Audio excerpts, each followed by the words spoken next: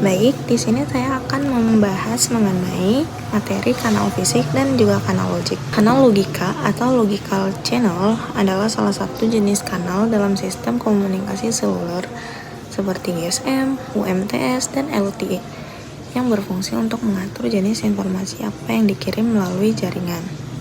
Informasi ini bisa berupa data pengguna seperti suara atau internet, atau informasi kontrol seperti sinyal untuk mengatur panggilan atau koneksi. Jadi dalam sistem seluler yang namanya kanal itu secara umum terbagi dua jenis, yaitu kanal logik dan kanal fisik. Penjelasannya sebenarnya sederhana. Kalau kita analogikan, kanal logik itu bisa kita anggap sebagai isi dari suatu komunikasi. Misalnya suara kita nih saat telepon, pesan saat kita ngirim SMS, atau data internet saat kita buka YouTube. Itu semua adalah isi yang dikirimkan. Nah, beda lagi kalau kanal logik itu adalah wadah atau media untuk mengirimkan isi tersebut. Jadi kayak jalanan buat nganterin barangnya gitu. Barangnya adalah kanal logik dan jalanannya adalah kanal fisik. Kanal logik bisa berisi dua macam. Bisa data traffic kayak suara dan data, atau bisa juga data kontrol kayak sinyal-sinyal sistem buat sinkronisasi atau pengaturan panggilan. Kanal logik ini tidak bisa bekerja sendirian, dia harus ditumpangkan ke kanal fisik. Hubungan antara kanal logik dan fisik. Kanal logik dan kanal fisik memiliki hubungan yang sangat erat dan saling bergantung satu sama lain. Kanal logik merupakan tipe data atau informasi yang akan dikirimkan melalui jaringan. Informasi ini bisa berupa data traffic seperti suara dan data internet, maupun data kontrol seperti sinyal registrasi, paging, handover, atau sinyal-sinyal manajemen jaringan lainnya. Kanal logik itu tidak memiliki bentuk fisik secara langsung karena ia lebih berperan sebagai identitas atau klasifikasi dari isi komunikasi. Sementara itu, kanal fisik adalah jalur nyata yang digunakan untuk mengantarkan data tersebut. Kanal ini punya karakteristik teknis tertentu seperti lebar pita, frekuensi, kecepatan transmisi data atau bitrate, dan slot waktu yang ditentukan. Kanal fisik menjadi media tempat kanal logik dikirimkan. Jadi setiap kali ada data dari kanal logik yang ingin dikirim, data tersebut akan dibungkus dan dimasukkan ke dalam kanal fisik agar bisa ditransmisikan melalui udara dari satu perangkat ke perangkat lainnya, misalnya dari BTS ke handphone atau sebaliknya. Hubungan antara keduanya bisa dibayangkan seperti sistem pengiriman barang.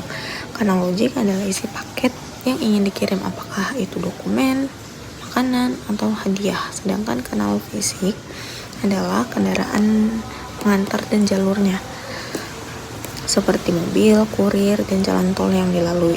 Tanpa kendaraan dan jalur, isi paket tidak akan sampai ke tujuan kan?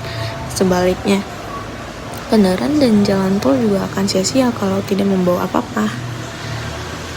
Dalam implementasinya, sistem kanal logik akan dipetakan ke satu atau lebih kanal fisik tergantung kebutuhannya. Misalnya untuk komunikasi suara, kanal logik seperti traffic channel atau TCH akan dikirim melalui kanal fisik berupa frekuensi tertentu dan slot waktu tertentu pada sistem GSM. Begitu juga kanal logik untuk sinyal kontrol seperti broadcast channel atau BCCH akan ditumpangkan di kanal fisik yang sudah disiapkan oleh semua perangkat di sekitarnya.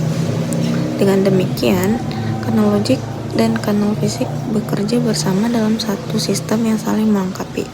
Kanal logik menyediakan jenis dan fungsi dari data yang akan dikirimkan, sedangkan kanal fisik menyediakan jalur, kapasitas, dan mekanisme pengirimannya. Tanpa salah satu dari keduanya, proses komunikasi dalam sistem seluler tidak akan bisa berjalan.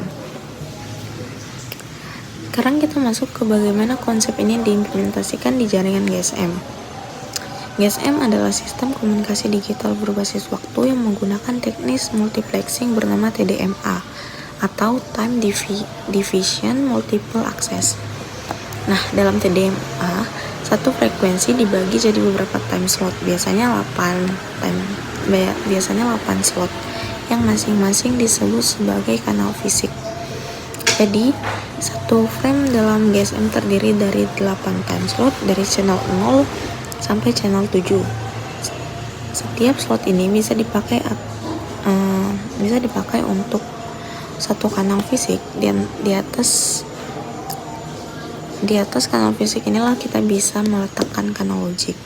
Jadi kalau kita sedang nelpon, sinyal suara kita dikemas dalam kanal logik TCH atau traffic channel, lalu ditumpangkan ke salah satu time slot, yaitu kanal fisiknya. Kanal logik lainnya misalnya kanal kontrol seperti pegging atau sinkronisasi juga dipetakan ke time slot tertentu. Lalu ada analogi kanal. Biar gampang ngebayanginnya, kita analogikan jaringan seluler ini kayak kereta api. Seperti pada gambar tersebut, rel keretanya itu kayak frekuensi radio kita atau 200 kHz. Lalu gerbong keretanya itu kayak kanal fisik atau time slot. Isi gerbongnya itu adalah data dari kanal logik sampai suara, bisa sinyal, kontrol, dan lain-lain. Jenis gerbong atau misalnya gerbong penumpang, gerbong barang, gerbong bahan bakar, itu kayak burst atau tipe sinyal yang dikirim. Contohnya normal burst, SCH burst, dan FCCH burst. Jadi walau fisiknya sama, isinya bisa beda tergantung fungsinya. Pada gambar di slide ini terdapat gambar diagram pohon yang dimana kanal logik itu sebagai induk utamanya. Kanal logik adalah tipe data yang ditransmisikan lewat jaringan seluler. Isinya bisa suara atau voice, data atau sinyal kontrol. Nah, dari kanal logik ini dibagi jadi 3 jenis, yaitu CCH atau control channel. Dibagi jadi 3, yaitu broadcast channel atau BCH, lalu kedua command control channel atau CCH, dan yang ketiga itu dedicated control channel atau DCCH. Control channel atau CCH. Diagram ini kelanjutan dari yang kanal logik tadi, tapi lebih fokus ke kanal kontrol doang. Jadi kanal logik tadi ada bagian control channel. Broadcast channel atau BCH, ini kanal yang isinya informasi umum dari BTS ke semua HP yang lagi ada di area tersebut, bersifat satu arah dari BTS ke HP.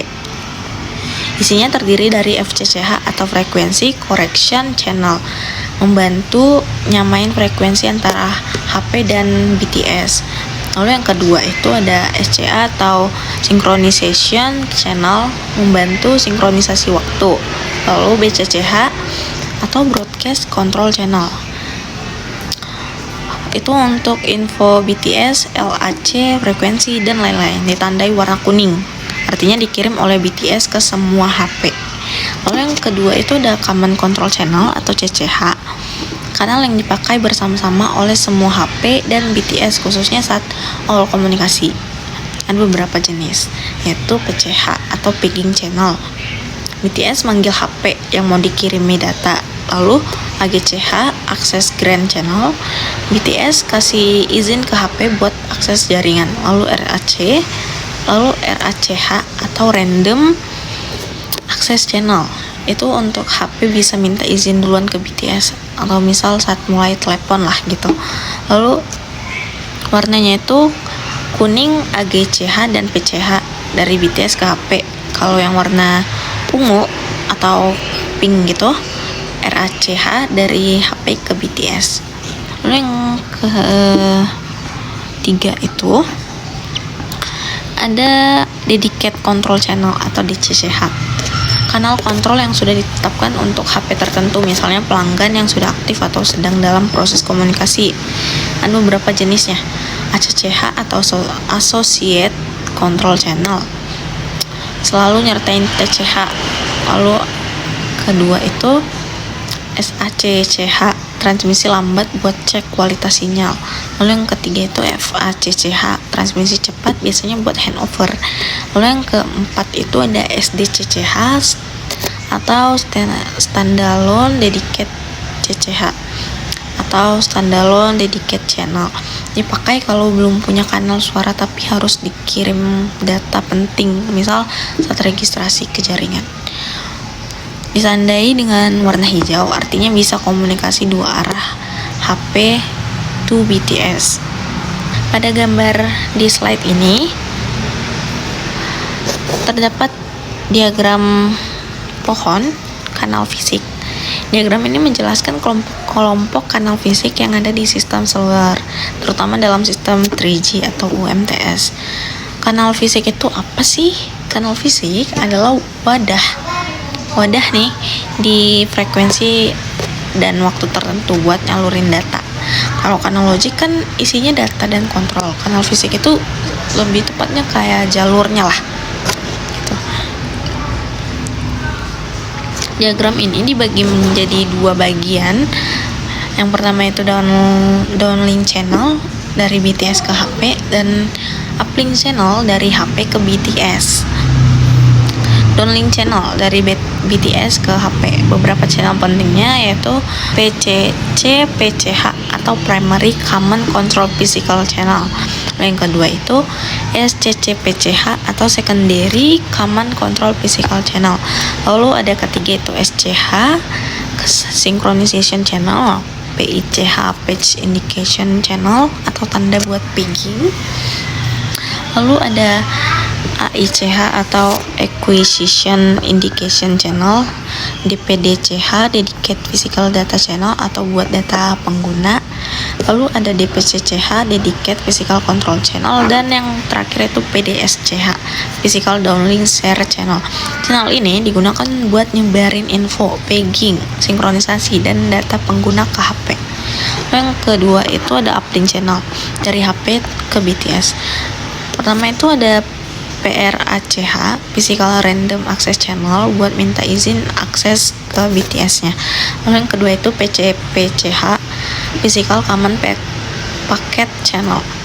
Lalu yang ketiga itu ada DPDCH atau DPCCH, sama kayak di downlink tapi dari HP ke BTS. Kesimpulan yang dapat saya sampaikan yaitu setelah mempelajari keseluruhan materi mengenai kanal fisik dan kanal logik ini, kita bisa menarik kesimpulan bahwa kedua kanal ini adalah elemen yang sangat penting dalam sistem komunikasi seluler, khususnya pada jaringan GSM. Kanal logik berperan sebagai jenis-jenis informasi yang dikirimkan melalui jaringan, baik itu berupa data traffic seperti suara dan internet, maupun data kontrol seperti sinyal untuk sinkronisasi, autentikasi, paging, dan lainnya. Sedangkan kanal fisik adalah media transmisi nyata berupa alokasi frekuensi dan time slot yang menjadi jalur bagi kanal logik untuk dikirimkan. Kanal logik tidak pernah bisa berfungsi tanpa kanal fisik karena dia tidak memiliki media untuk berpindah dari pengirim ke penerima. Begitu juga sebaliknya. Kanal fisik tanpa kanal logik akan menjadi jalur kosong yang tidak membawa apapun. Disinilah kita bisa melihat betapa pentingnya integrasi antar keduanya. Sistem GSM sendiri telah menjadi kanal-kanal ini secara sistematis dan terstruktur.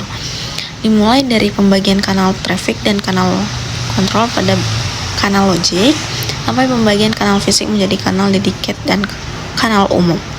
Setiap kanal memiliki tugas yang sangat spesifik, mulai dari menyampaikan suara, mengatur proses panggilan masuk, mengatur sinkronisasi frekuensi dan waktu, hingga memfasilitasi handover antar BTS. Sementara itu, kanal fisik mengatur bagaimana data tersebut dikirim secara efisien dalam blok waktu dan ruang yang terbatas agar tidak terjadi gangguan antar pengguna. Dari sini kita bisa pahami bahwa sistem komunikasi seluler seperti GSM bukan hanya soal naik turun di layar HP, bukan hanya soal sinyal naik turun di layar HP, tapi merupakan sistem yang sangat kompleks dan terkoordinasi. Semua kanal, baik fisik maupun logik, bekerja dalam sistem hierarki yang ketat agar proses komunikasi yang kita lakukan seperti menelpon, kirim pesan, dan berselancar di internet bisa berjalan dengan cepat, akurat, dan stabil. Demikian penjelasan mengenai kanal fisik logik. Semoga penjelasan ini bisa memberikan gambaran yang jelas dan mudah dipahami tentang bagaimana data dikirim dan diterima melalui jaringan. Terima kasih atas perhatian dan waktunya. Semoga bermanfaat. Baik, di sini saya akan menjelaskan mengenai signaling routing. Apa itu signaling? Signaling adalah proses komunikasi antar perangkat dalam jaringan telekomunikasi seperti antara ponsel, BTS, BSC, dan elemen jaringan lainnya. Fungsi utama signaling bukan untuk menyampaikan isi percakapan atau data internet, melainkan untuk mengatur jalannya komunikasi, misalnya saat melakukan panggilan, berpindah lokasi, atau saat perangkat masuk ke jaringan. Sedangkan routing adalah proses menentukan jalur terbaik untuk mengirimkan data dari satu titik ke titik lain di dalam suatu jaringan. Selanjutnya, di sini terdapat 3 pembahasan utama, yaitu mengenai GSM signaling, UMTS signaling, dan juga LTE signaling. Gambar ini menjelaskan arsitektur signaling dalam sistem komunikasi seluler GSM, yaitu menjelaskan bagaimana sinyal dikirim dari MS ke jaringan dan juga sebaliknya. Yang pertama ada mobile station atau MS ke BTS. MS di sini adalah perangkat pengguna, misalnya ponsel, yang mengirimkan sinyal ke BTS melalui lapisan protokol. Di sini ada connection management untuk mengelola koneksi layanan, kemudian ada mobility management untuk mengatur roaming dan juga autentikasi, kemudian ada radio resource management untuk mengatur kanal radio, dan juga LAPDM dan L1 untuk protokol lapisan bawah transmisi fisik. Kemudian BTS mengirimkan sinyalnya ke BSC atau Base Station Controller. Di sini protokol BTSM menangani komunikasi lewat LAPD, yaitu protokol data link layer di kanal 64 kbps. Selanjutnya BSC mengirim sinyal ke MSC atau Mobile Switching Center menggunakan protokol BSSAP yang terdiri dari BSS Management Application Part untuk manajemen BTS, DTAP atau Direct Transfer Application Part untuk layanan pengguna. Dan di sini SCCP dan MTP sebagai lapisan transport dan juga signaling. Kemudian ada MSC yang berfungsi sebagai otak jaringan yang merupakan pusat kontrol utama dalam jaringan seluler yang bertanggung jawab seperti untuk pengaturan panggilan, handover antar BSC atau antar MSC, kemudian koneksi ke jaringan eksternal atau ISDN. Di sini terhubung ke database jaringan, HLR atau Home Location Register untuk menyimpan data permanen pelanggan, kemudian ada VLR, Visitor Location Register untuk menyimpan data sementara pelanggan roaming, kemudian ada Authentication Center untuk autentikasi, dan juga Equipment Identity Register untuk validasi perangkat. Menggunakan protokol MAP atau Mobile Application Part, TCAP, dan juga SCCP. Kemudian di sini ada koneksi eksternal ISDN di sini untuk melakukan panggilan ke jaringan lain seperti PSTN atau ISDN. Kemudian di sini MSC menggunakan protokol ISUP, ISDN User Part melalui MTP dan juga SCCP. Kemudian ada OMC atau Operation and Maintenance Center digunakan untuk manajemen dan pemeliharaan jaringan. Di sini terlihat OMC terhubung ke BTS, BSC, dan juga MSC.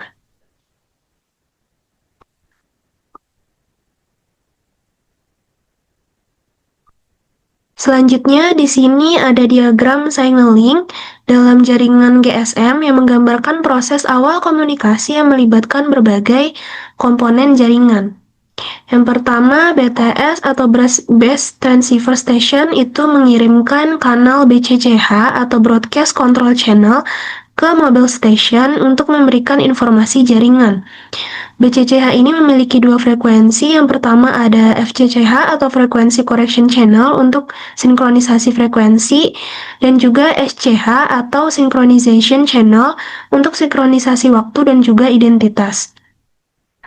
Setelah sinkron, MS akan mengirimkan RACH atau Random Access Channel sebagai permintaan akses ke jaringan, ke BTS, kemudian ke BSC.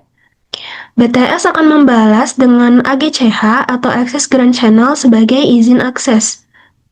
Jaringan kemudian meminta MS for Request for IMSI atau International Mobile Subscriber Identity sebagai identitas unik dari pelanggan. Kemudian MSC melakukan pengecekan HLR atau ke Home Location Register dan juga ke VLR untuk memverifikasi informasi dari pelanggan. Setelah itu, data lokasi pengguna diperbarui dalam HLR dan juga VLR untuk location update. Kemudian MSC meminta pengecekan status ke perangkat VLR apakah berada di whitelist atau graylist ataupun blacklist. Jika perangkat terverifikasi, proses dilanjutkan ke autentikasi. MSC menghubungi AUC atau Authentication Center untuk meminta KI atau kunci identifikasi dan mencocokkannya dengan respon dari MS. Bila cocok, maka proses autentikasi berhasil dan perangkat diizinkan untuk mengakses layanan. Terakhir, MSC meminta MSISDN atau Mobile Station International Subscriber Directory Number, yaitu nomor tujuan panggilan, dan untuk memulai proses ringing. Selanjutnya di sini gambar ini menunjukkan alur protokol signaling dari mobile station hingga ke MSC. Di sini terlihat mobile station itu menggunakan protokol CM yang ada keterangannya di sini ada call management, kemudian MM mobile management, RR ada radio resource management mengalir di atas LAPDM layer 2 dan juga layer 1 kanal fisik atau udara. Kemudian untuk BTS itu meneruskan protokol CM, MM, RR dari MS dan menambahkannya dengan BTSM untuk manajemen perangkat BTS. LAPD di sini sebagai lapisan data link. Kemudian ke BSC, di sini untuk DTAMP untuk signaling user langsung ke MSC, BSS AMP, manajemen koneksi antara BTS dan juga MSC yang berjalan di atas protokol SCCP dan juga MTP.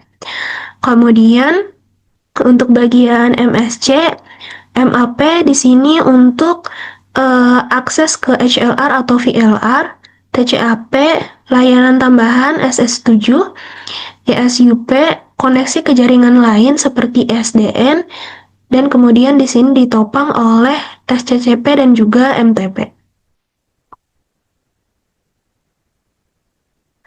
Selanjutnya itu pembahasan mengenai UMTS signaling. Di sini terbagi menjadi beberapa step. Step 1 ada RRC connection setup. Jadi UM mengirim permintaan koneksi ke SRNC atau serving RNC melalui RACH atau Random Access Channel menggunakan RRC atau Radio Resource Control untuk membangun koneksi antara UE dan juga jaringan radio atau UTRAN. Kemudian step 2 adalah authentication and chippering. Setelah koneksi awal tadi terbentuk, jaringan melakukan proses autentikasi terhadap UE. RNC meneruskan data autentikasi ke MSC yang selanjutnya meminta info dari AUC. Setelah berhasil, maka akan dilakukan enkripsi atau chippering untuk keamanan data. Selanjutnya, step 3 ada radio access barrier establishment and call setup. UM mengirim permintaan untuk memulai panggilan ke MSC. Jika disetujui, MSC mengatur radio access barrier atau RAB untuk UE dan RNC untuk membawa data pengguna. Proses call setup dilakukan di tingkat jaringan inti. Selanjutnya, step 4 yaitu call and LU release. Setelah panggilan selesai, UE atau jaringan mengirimkan pesan untuk mengakhiri koneksi. MSC melepaskan interface LU ke RNC, lalu RNC melepaskan koneksi ke UE. RRC juga ditutup sebagai penanda akhir dari sesi. Selanjutnya di sini ada beberapa perbandingan antara GSM signaling, UMTS signaling, dan juga LTE signaling yang dapat dilihat dari beberapa aspeknya, yaitu protokol signaling utamanya. Di sini terdapat beberapa perbedaan. Kemudian ada langkah koneksi awalnya. Jika GSM signaling itu dari RACH ke AGCH ke IMSI kemudian authentication. Kemudian di UMTS signaling itu jika dirangkum, prosesnya adalah RRC setup, kemudian ke autentikasi, kemudian ke bearer setup. Sedangkan LTE signaling itu attach request, authentication, dan juga bearer setup. Kemudian atau bearer atau data channel, di sini tidak ada bearer dedicated khusus karena GSM signaling itu menggunakan circuit switch.